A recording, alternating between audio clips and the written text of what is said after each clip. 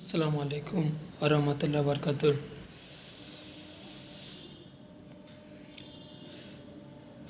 প্রত্যেকটা ফরজ নামাজের পরে আয়াতুল কুরসি পাঠ করবেন। কেন? আয়াতুল কুরসি যদি পাঠ করেন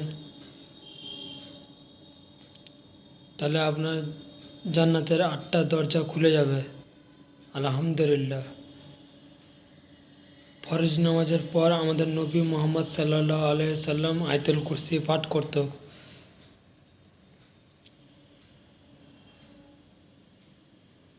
ওই জন্য ফরজ নামাজের পর আয়াতুল কুরসি পাঠ করবেন।